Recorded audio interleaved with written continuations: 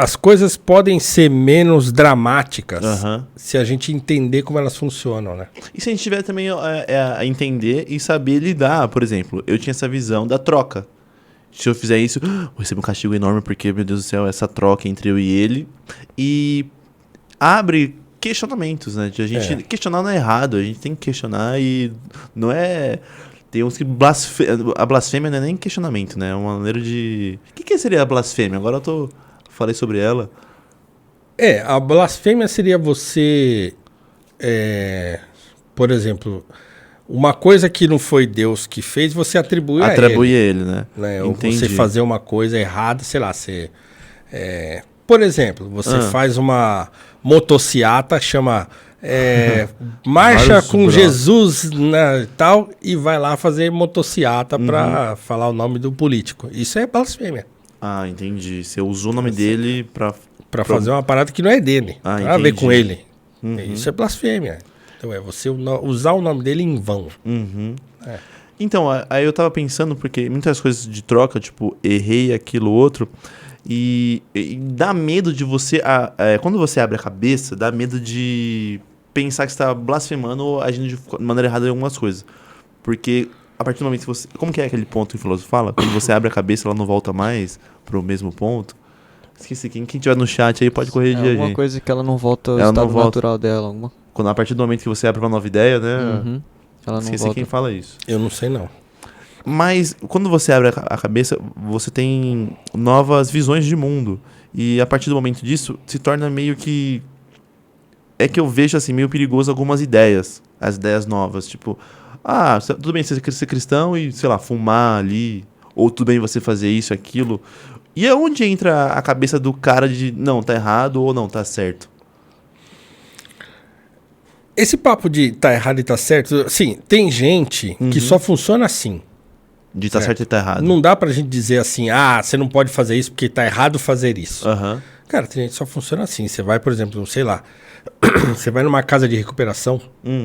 De cara que é drogado e tal, mano, só funciona desse jeito. Você não pode falar pro cara que tá lá dentro assim, não, aqui tá tranquilo, você pode ficar tranquilão, cara, entendeu? Lá não, você tem horário pra acordar, tem horário pra... Por quê? Porque a vida do cara tá desordenada e ele precisa de ordem. Sim.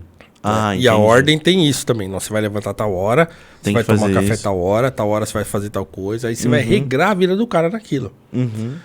E tem gente que só funciona assim. Então, assim, também não tá errado que a pessoa funciona assim.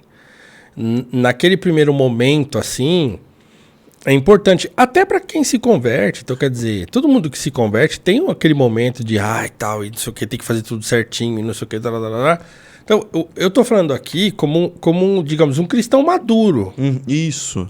Um cara que já tá nesse universo há mais de 20 anos, entendeu? E que hoje já entende que as coisas não precisam ser assim. Mas essa coisa do certo e do errado, que existe de fato, né? Mas ela existe numa relação que você vai construindo com Deus e você vai entendendo algumas práticas. Aquilo que é bom, aquilo que é ruim, aquilo que fere, aquilo que tal. Então, e a Bíblia mesmo te dá muitas orientações nesse sentido, né? De coisas que são de fato ruins, de coisas que são boas de se fazer e tal. Então... É claro que tem coisa certa e tem coisa errada. Nem tudo tá dentro desse lugar pendular, nível, assim, né? Tem coisa que é certa e tem coisa que é errada. Mas a vida humana, ela é complexa o suficiente para que você entenda que nem tudo pode ser a ferro e fogo. Então, por exemplo, essa relação de troca, ela absolutamente não existe. E a gente acredita que existe. Porque a gente aprende assim. Né? Mas isso não significa também que alguma coisa que você tenha feito de bom... vai te trazer um benefício da parte de Deus. Isso também pode acontecer. Mas não necessariamente porque você fez... Você vai receber algo. Mas porque ele é bom. E porque ele já sabia que você ia fazer isso. Né? Então, e é uma maneira também dele se manter próximo de você. É aquele papo, por exemplo, que muita gente que se converte tem aquele monte de experiências malucas, né? E depois isso passa. Né? Então, passa.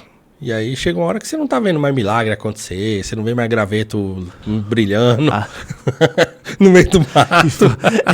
O ruim é que essas pessoas, quando falam isso, te dá vontade de ver.